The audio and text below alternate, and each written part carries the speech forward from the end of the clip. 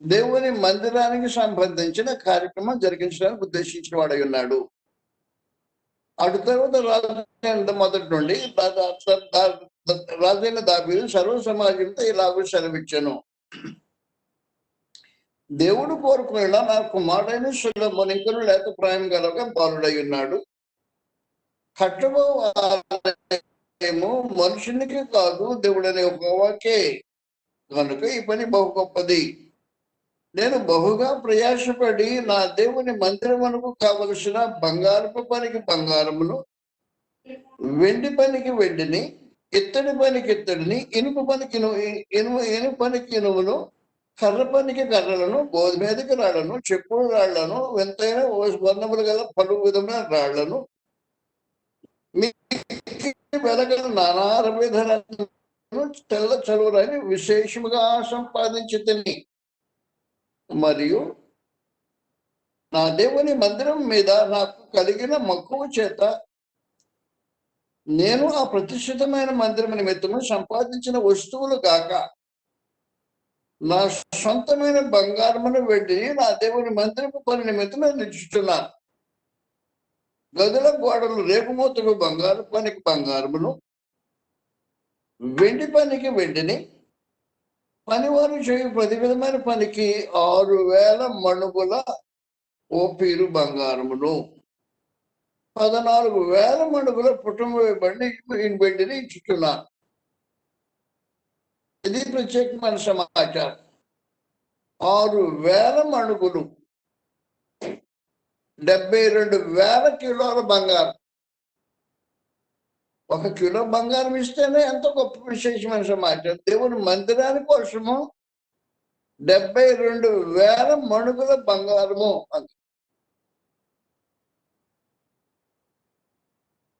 అదే 72,000 కిలోలు, దయతో క్షమించండి, 72,000 కిలోల బంగారం.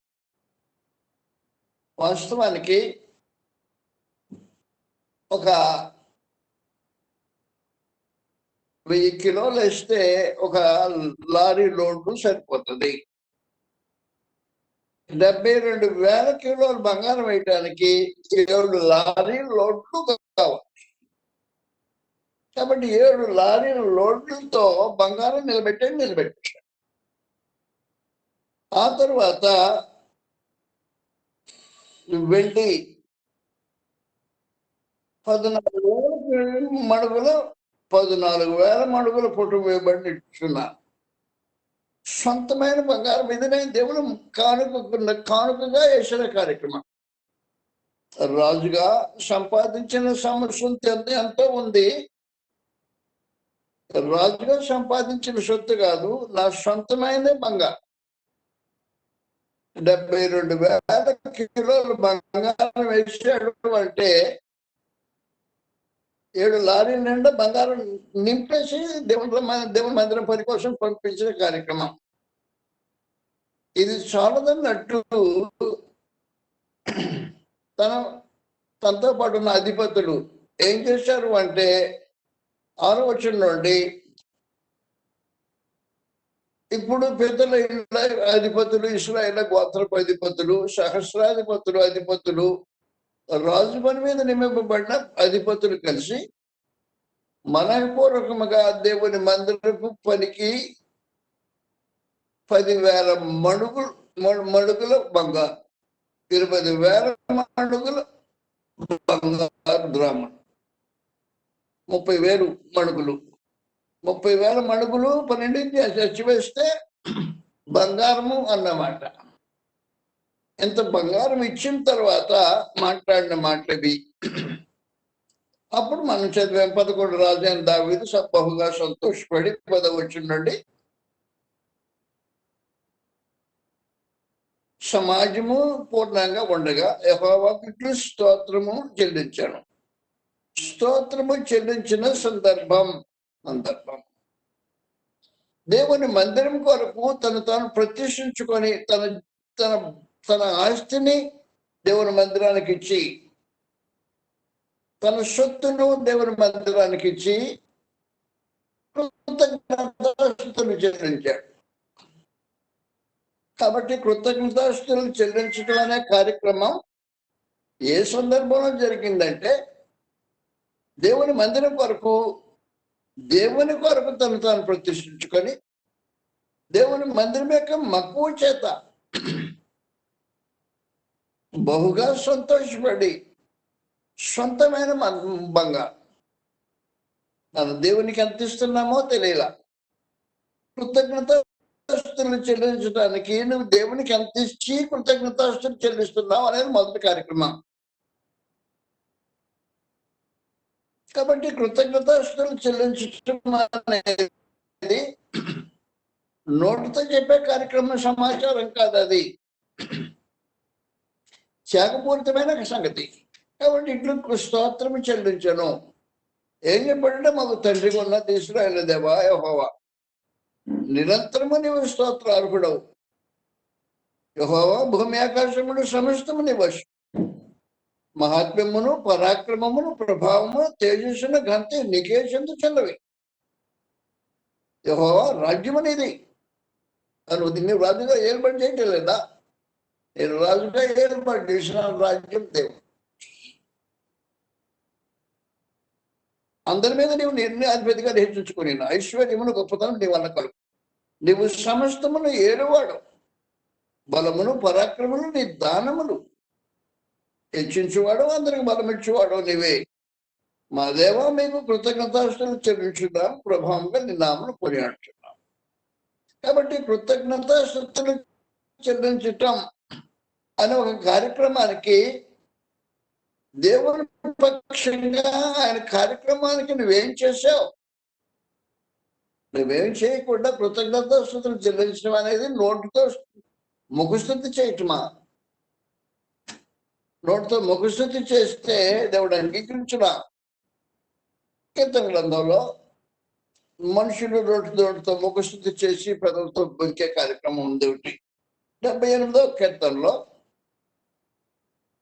కృతజ్ఞతాస్తులు చెల్లించటం 36వ వచనం నుండి అయినను వారి హృదయము ఆయన స్థిరముగా నుండలేదు. ఆయన నిబంధనను వారు నమ్మకముగా గైకొనలేదు. నోటి మాటలతో వారు ఆయన ముఖస్థుతి చేసిరి, తమ నాలుగులతో ఆయన ఏదో బొంకిరి. కాబట్టి నోటితో ముఖస్థుతి చేయటం కాదు కృతజ్ఞతాస్తుతులు చెల్లించడం అంటే. కృతజ్ఞతాస్తుతులు చెల్లించటం అంటే క్రియారూపంగా దేవుని పక్షంగా నువ్వు చేసిన కార్యక్రమం. అది ప్రాముఖ్యమైన సమాచారం. 72,000 కిలోల బంగారము దేవునికి సమర్పించి 184 దాదాపుగా కిలోల వెండి దేవునికి ఇచ్చి,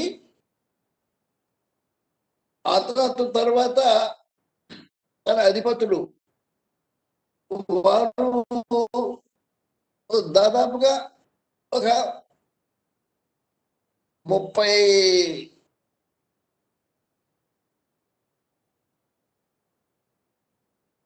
గ్రాములు కదా వాస్తవానికి. కాబట్టి కిలోలు కాదు అవి. 30 × 12 30 × 12 ఎంత అవుతుంది? 30 × 12 420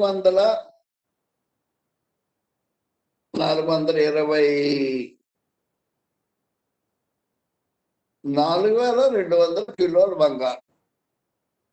4,200 కిలోలు ఏం బంగారం ఇచ్చారు అంట, కృతజ్ఞతాస్తులు చెల్లించారు అంట. కాబట్టి కృతజ్ఞతాస్తులు చెల్లించటం ఆ నోటితో ముఖస్థుతి చేయటం కాదు. ఆయన నిబంధనను వారు నమ్మకంగా గైకొనాలి. కృతజ్ఞతాస్తులు చెల్లించేవారు నోటి మాటలతో వారు ఆయనకు ముఖస్థుతి చేసి తమ నాలుగులతో ఆయన ఎద్ద బొంకిరి. అయితే ఆయన వాత్సల్య సంపూర్ణుడై వారిని నశింపచేయక వారి దోషమును పరిహరించేవాడు. తన ఉగ్రతను ఏమాత్రము రేపు కనుక పలుమార్లు కోపమును అణుచుకునేవాడు. కాగా వారు కేవలం శిరులై ఉన్నారని, విసిరి వెళ్ళి తిరిగి రాని గాలి వంటి వారు ఉన్నారని ఆయన జ్ఞాపకం చేసుకోడు. కరుణా సంపన్నుడు అయిన దేవుడు ఒకసారి గాలి విసిరిందంట, వెళితే మళ్ళీ రాని గాలి అలాంటి వాళ్ళు. అది మానవ జాతి యొక్క పరిస్థితి. కాబట్టి దేవునికి కృతజ్ఞత స్తుతి చెల్లించడంలో నువ్వు చేసిన కార్యక్రమం ఏమి ఆయన పక్షంగా చేసిన నీ త్యాగమేమి, నువ్వు ఇచ్చిందేమి ఆయన పని విషయంలో నువ్వు చేసి చూపించిన శ్రద్ధ ఏంటి? కాబట్టి కృతజ్ఞతాస్తులు చెల్లించడం అనే మనం చదివిన లేఖన భాగం యొక్క విశేషమైన సమాచారం అది. ఆయన నిబంధన వారు నమ్మకంగా గైకొన్నారు. నోటి మాటతో ఆయన ముఖస్థుతి చేసిరి, తమ నాలుగుతో ఆయన బొంకిరి. కాబట్టి నోటితో ముఖస్థుతి చేసేది, నాలుగుతో బొంకేది కృతజ్ఞతాస్తుతి కాదు. కృతజ్ఞతాస్తుతి చెల్లించినప్పుడు క్రియారూపంగా దేవుని సముఖంలో నువ్వు చేసిన కార్యక్రమానికి సంబంధించిన సమాచారం. కృతజ్ఞతాస్తుతి చెల్లించడంలో రెండో విశేషమైన సమాచారం మీకు అక్కడ చదువుతాం. ఈ మాటలు రాబడి ఉన్నాయి.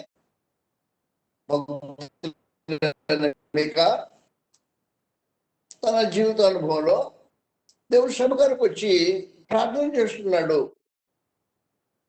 ప్రార్థన చేస్తూ ఆయనకి కృతజ్ఞతాస్తుతి చెల్లించే కార్యక్రమం రాబడింది. 6వ అధ్యాయంలో మీకు గ్రంథం 6వ అధ్యాయం 6వ అధ్యాయం చదువుతాం. 6వ వచనం నుండి, ఏమి తీసుకుని వచ్చి నేను యెహోవాను దర్శించును, ఏమి తీసుకుని వచ్చి మహోన్నతులకు దేవుని సన్నిధిని నమస్కారం చేతును, దహన బలులను ఏడాది దొడను అర్పించి దర్శించునా, వేల కొలది పొట్టేళ్లను వేలాది నదులంత విస్తారమైన తైలమానికి సంతోషం కలుగు చేయన, నా అతిక్రమమునకై నా జ్యేష్ఠపుత్రుని నేను ఎత్తునా, నా పాప పరిహారమునకై నా గర్భఫలము నేను ఎత్తునా. మనుషుడా, ఏది ఉత్తమమో అతనికి తెలియజేయబడింది. న్యాయంగా నడుచుకుంటూ కనికరం ప్రేమించుటూ దేని మనసుకెళ్ళిన దేవుని ఎదుట ప్రవర్తించు, ఇంతే కదా యెహోవాను నడుపుతున్నాడు. కాబట్టి కృతజ్ఞతాస్తుతి చెల్లించేవాడు దగ్గర నుంచి దేవుడు కోరుకున్న విశేషమైన సమాచారం ఏమంటే, ఇంతే కదా నేను కోరుకుంటున్నాను. ఏం కోరుకుంటున్నాడంట? నీ దహన వలన కాదు, నీ వేల కొలది పుట్టేళ్లను కాదు, వేలాది నదులంతా విస్తారమైన తైలం కోరుకోవట్లేదు. ఏం కోరుకుంటున్నాడంటే, ఏది ఉత్తమమో అది నీకు తెలియజేయదు. న్యాయంగా నడుచుకోవటం, కనికరం ప్రేమించటం, దేని మనిషి కలిగిన దేవుడు ఎదురు ప్రవర్తి, ఇంతే కదా యెహోవాను నడుపుచున్నాడు. నీ బ్రతుకులో జీవితం జీవించే విధానంలో న్యాయంగా జీవిస్తున్నావా? కృతజ్ఞతాస్తుతి చెల్లించే మనిషి న్యాయంగా బ్రతకాల్సిన అవసరం ఉంది. ఇతరులు తప్పు చేస్తే వారి ఎడల కనికరం చూపించవలసిన అవసరం ఉంది. దేవుని సముఖంలో దేని మనిషి కలిగి ఉండాల్సిన 3 కార్యక్రమాలు: నీకు న్యాయం,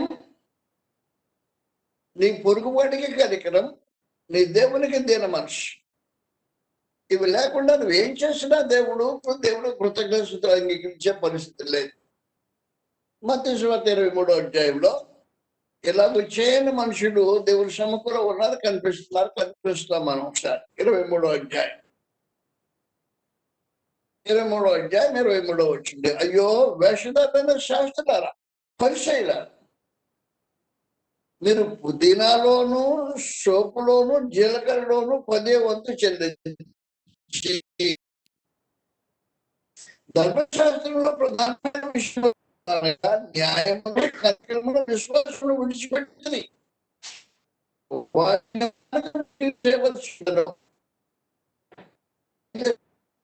దేవుడికి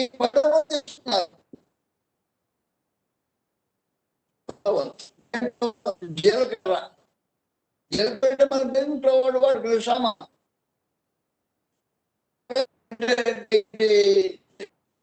వాడు జీలకర్ర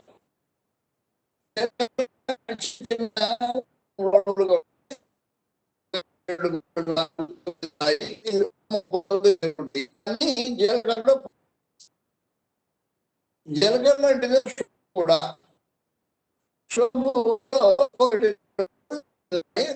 పదవది ఉంది.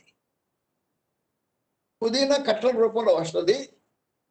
1, 2, 3, 9 నాయి 10వది ఉంది అని 10వది ఇస్తున్నారంట. కృతజ్ఞతలు చెల్లించేది అలా కాదు, అలా కాదు. కాబట్టి నువ్వు 10వ ప్రతి దానిలో తీసిన సోపులో, జీలకర్రలో, పుదీనాలో మూడిట్లో కూడా 10వ తీసి.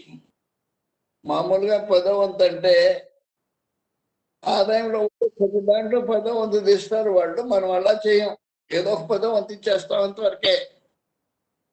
అది కాదు కృతజ్ఞత. కృతజ్ఞత చెల్లించేవాడు ఏం చేయాలంటే, న్యాయమును నీకు న్యాయం, నీ ఎదుటివాడికి కనికరం, దేవుని మీద విశ్వాసం నీకు కలిగి ఉండాలి. ఈ 3 కలిగి ఉంటే నువ్వు చేసే ప్రతిదీ, ఇచ్చే ప్రతిదీ దేవునికి కృతజ్ఞతగా అందుకుంటు. కృతజ్ఞత చెల్లించే దేవుని యొక్క విధానం ఇది.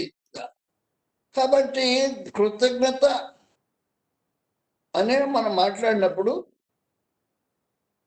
ఏం జరగాలి అంటే, న్యాయము నీకు న్యాయము, నీ ఎదుటివాడికి కనికరము, నీ దేవుని అంతల విశ్వాసం లేక ఆయనకు లోబడినట్టు మనము ప్రత్యేకమైన సంగతులు. నీకు నీ విషయంలో నీవు, నీ పొరుగు వాడి విషయంలో నీ దేవుని విషయం.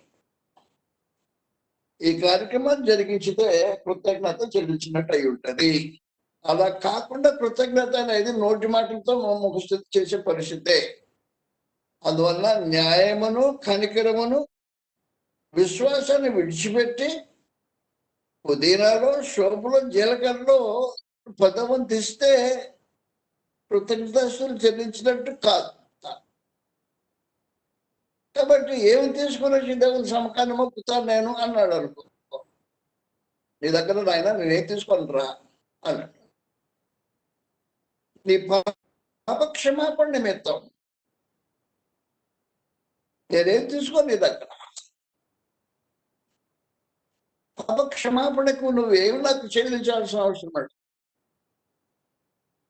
కాబట్టి వాస్తవానికి కృతజ్ఞతలు చెల్లించే మనిషి ఏం చేయాలి అంటే, గ్రంథంలో రాబడి 103వ కీర్తన చదువుతాం. 103వ కీర్తనలో ఇలా రాబడి ఉంది, చదువుతాము. మొదటి నుండి ఇలా రాబడి, నా ప్రాణమా యెహోవాను సన్నతించుము, నా అంతరంగంలో ఉన్న సమస్తమా ఆయన పరిశుద్ధ నామమును సన్నతించు. నా ప్రాణమా యెహోవాను సన్నతించుము, ఆయన చేసిన ఉపకారముల్లో దేనిని మరొకము. ఆయన నీ దోషములన్నిటిని క్షమించువాడు, నీ సంకటములన్నిటిని కుదుర్చువాడు. నీ దోషమును క్షమించబట్టడానికి నువ్వేం చేయాల్సిన అవసరం లేదు, నువ్వు చేసేదేమి లేదు. అందువల్ల పరమదేవుడు ఏం చేశాడు అంటే, ఈ దోషాలు క్షమించటానికి గాను స్వయంగా తానే బాధ్యత వహించి ఒక గొర్రె పిల్లని ఏర్పాటు చేసుకున్నాడు. గొర్రె పిల్లని ఏర్పాటు చేసుకున్నాడు. నీతో సమాధాన పడటానికి ఇష్టపడి శత్రువైన నిన్ను సహవాసంలోనికి అంగీకరించడానికి శత్రువుల కొరకు దేవుడు చేసిన ప్రత్యేకమైన రోమేలకు రాసిన పత్రికలో 5వ అధ్యాయం మనకు తెలిసిన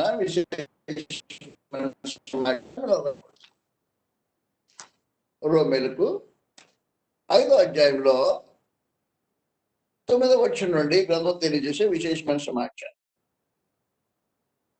ఏం చెప్తున్నాడు అంటే, కాబట్టి ఆయన రక్తం మనకి ఇప్పుడు ఏం చదువుతాం. దేవుడు మనం 8వ వచనండి, అయితే దేవుడు మన ఏళ్ళ తన ప్రేమను వెల్లడిపరుచున్నాడు. ఎట్లనగా మనం ఎంతనూ పాపులు బయటగానే క్రీస్తు మన కొరకు చనిపోయాడు. నీ పాపమును క్షమించడానికి దేవుని యొక్క ఏర్పాటు. దేవుని యొక్క ఏర్పాటు జగత్తుకు పునాదులు వేయకపోతే ఏమి తీసుకుని వచ్చి దేవుడి సముఖంలో నువ్వు అన్నను అంటుంటే నీ పాప పరిహారం నిమిత్తము నీ కుమారుని నువ్వు జస్కుమార్ని అర్పిస్తానా, పొట్టేళ్ళని అర్పిస్తానా, వేలాది నదులంత విస్తారమైన తైలం అర్పిస్తానా? ఏం అర్పిస్తాను? నువ్వేం అర్పించినా నాకు అవసరం. నువ్వేం చేసి దాన్ని సంపాదించలేవు. నేను స్వయంగా నీకు ఏర్పాటు చేస్తున్నా. జగత్తు పునాదులు వేయకమునిపే మానవ పాప విమోచన కొరకై దేవుడు తనకు సొంత కుమారుని ఏర్పాటు చేసి పెట్టాడు ప్రత్యేకించి. కాబట్టి మొదటి పేతురు మనం తెలిసిన 1వ అధ్యాయంలో 18వ వచనం, పితృపారంపర్యమైన మీ పెద్ద ప్రవర్తన విడిచిపెట్టినట్టుగా వెండి బంగారముల వంటి క్షయవస్తులతో విమోచనపడ్డాయి అమూల్యమైన రక్తం చేత, అనగా నిర్దోషమును నిష్కళంకమునకు గొర్రె పిల్ల వంటి క్రీస్తు రక్తం చేత విమోచింపబడుతున్నా మీరు అరుగుతారు కదా. ఆయన జగత్తు పునాది వేయబడకునిపే నిమి. కాబట్టి దేవుడు కృతజ్ఞతాస్తులు చెల్లించాలి. నీ పాప క్షమాపణ నిమిత్తం కృతజ్ఞతాస్తులు చెల్లించాలి. పాప క్షమాపణ కొనలేవు నాయన, అది నా దగ్గర కొనలేవు. నీ పాప క్షమాపణ విలువ ఎంత అంటే నువ్వు కొనలేనంతది కొనలేనంత. నీ వేలాది నదులంతా విస్తారమైన తైలం తీసుకొచ్చినా నీ పాప క్షమాపణ నీ పాప క్షమాపణ కొనలేవు. దేవుడు ఉచితంగా ఇస్తాడు, కృతజ్ఞత చెల్లించు. పాప క్షమాపణ నిమిత్తము కృతజ్ఞత చెల్లించడం అనేది ఆయన కోరుకున్న విశేషమైన సమాచారం. పాప క్షమాపణ అనేది విలువైనది. వేలాది నదులంతా విస్తారమైన తాను ఇచ్చిన నీ జ్యేష్ఠ కుమార్ని బలి చేసిన కొనలేవు. నేను ఉచితంగా నీకు ఇష్టానికి తీర్మానం తీసుకున్నా. కృతజ్ఞత కలిగి బ్రతుకు. బ్రతకాలంటే నువ్వు 3 పనులు చేయాలి. నీవు న్యాయంగా ప్రవర్తించాలి, నీ ఎదుటి వాడికి చూపించాలి, నీ దేవుని సముఖంలో దేని మనసు కలిగి బ్రతకాల. ఇదే నాకేమి ఇచ్చి నువ్వు పుచ్చుకోలేదు. దాన్ని విశ్వాసంతో అందుకో. కాబట్టి కృతజ్ఞత చెల్లించడంలో చేసిన సమాచారం ఏమంటే ఉచిత మానవ జాతికి అనుగ్రహించే పాపని అంగీకరించడం విశేషమైన సమాచారం. అంటుంది దేవుడు వారి 2వ కొరింథీ 5వ అధ్యాయంలో దేవుడు తను ఉచితంగా చేసిన విశేషమైన కార్యక్రమం 5వ అధ్యాయం 19వ వచనం నుండి, అదే దేవుడు వారి అపరాధములను వారి మీద మోపక క్రీస్తు నందు లోకమును తనతో సమాధానపరచుకోవచ్చు ఆ సమాధాన వాక్యమును మాకు అప్పగించాను. కావున దేవుడు మా ద్వారా వేడుకున్నట్టు మేము క్రీస్తులకు రాయబారం అయ్యండి దేవునితో సమాధానపడడానికి క్రీస్తు పక్షంగా మనం బతున్నాం. కృతజ్ఞత కలిగిన ప్రతి వాడు దేవునితో సమాధానపడిన స్థితి కలిగిన వాడు ఏంట. దేవునితో సమాధాన స్థితి లేకుండా కృతజ్ఞత అర్థం లేని మాట. అందువల్ల కావున దేవుడు ఏం చేస్తున్నాడంటే మా ద్వారా వేడుకుంటున్నాడు. ఎవరు వేడుకోవాలి? పాపి వేడుకోవాలి. కానీ దేవుడు వేడుకోవటం వల్ల వింతైన కార్యక్రమం ఏం జరుగుతుందో గ్రంథంలో రాబడి చదువుతాం. లోకాసువార్త 14వ అధ్యాయంలో లోకాసువార్త 14వ అధ్యాయంలో గ్రంథం 31వ వచనంలో రాబడి ఉంది. మరియు ఏ రాజు అయినను మరొక రాజుతో యుద్ధం చేయబోయినప్పుడు తన మీదకి 20,000 మందితో వచ్చి వానిని 10,000 మందితో ఎదిరింప శక్తి తన కలదో లేదో అని కూర్చుని మొదట ఆలోచింపడా. శక్తి లేని ఎడల అతడు ఇంకా దూరంగా ఉండగలగానే రాయబారం పంపి సమాధానం చేసుకొని చూస్తున్నాడు. కాబట్టి 20,000 మంది సైన్యం ఉన్న ఒక రాజుకుంది, 10,000 మంది సైన్యం మరొక రాజుకుంది. 20,000 మంది సైన్యం ఉండే రాజు 10,000 మంది సైన్యం ఉండే రాజు మీదకి యుద్ధానికి ఆడుతున్నాడు. యుద్ధానికి వెళ్తుంటే 10,000 మంది సైన్యం ఉండే రాజు ఏం చేస్తుంటాడంటే కూర్చుండి రాయబారం పంపుతాడు. అయా, యుద్ధం నేను చేయలేను, నీతో నేను సమాధానం కావాలని కోరుకుని రాయబారం పంపుతాడు దేవుడు స్వయంగా. కాబట్టి ఇప్పుడు వాస్తవానికి రాయబారం ఎవరు పంపాలి? నీవు పంపాలి. పరమదేవుడు చెప్పాడు, నువ్వేం చేయలేవు, నేనే ఉచితంగా ఈ సంగతి దిగజాలొచ్చాను. కాబట్టి 10,000 మంది సైన్యం ఉండే రాజు 20,000 మంది సైన్యం ఉండే రాజుతో రాయబారం పంపుతాడు. ఇప్పుడు రాయబారం పంపిన వాడు ఎవరు? పరమందం దేవుడు రాయబారం పంపి నీతో నేను సమాధాన పడడానికి ఇష్టపడుతున్నా, నువ్వు దేవునితో సమాధాన పడిన స్థితి నీకు కలిగి ఉంటే నువ్వు కృతజ్ఞత కలిగిన వాడవై ఉంటావు. లేకపోతే కృతజ్ఞత అర్థం లేని మాట ఉంటుంది. కాబట్టి కృతజ్ఞత అనే ఒక విశేషమైన సమాచారం, దేవుని యొక్క ఏర్పాటును అంగీకరించడం అనేది ఒక విశేషమైన సమాచారం. దేవుడు దిగి వచ్చి మహోన్నతుడు, సర్వశక్తుడు, పర్వతాన్ని అణచేసేవాడు, సముద్రాన్ని ఎండగట్టేవాడు, గంటగట్టగలిగిన వాడు. అలాంటి పరమదేవుడు దిగి వచ్చి రాయబారం పంపుతున్నాడు. నాయన పోస్టులు రాయబారంగా పోస్తున్నారు, మనం సంధి చేసుకుందాం అని పరమదేవుడు దిగి వస్తే ఆ సంధి షరతులను అంగీకరించిన వాడు, కృతజ్ఞత లేని వాడు, సంధి కోరుకుంటున్నవాడు దేవుడు. కొలస్సీయులకు రాసిన పత్రికలో 1వ అధ్యాయం, సంధి కావాలని కోరుకుంటున్నాడు. కృతజ్ఞత దేవునితో సంధి చేపట్టడం, కృతజ్ఞత కలుగుంటూ పురుషుడు. 19వ వచనం 1వ అధ్యాయము కొలస్సీయులకు, ఆయన యందు సర్వసంపూర్ణ నివసింపవలననియు ఆయన శిలువ రక్తం చేత సంధి చేసి ఆయన ద్వారా సమస్తము, అవి భూలోకమందున్నవైనను పరలోకమందున్నవైన వాటన్నిటినీ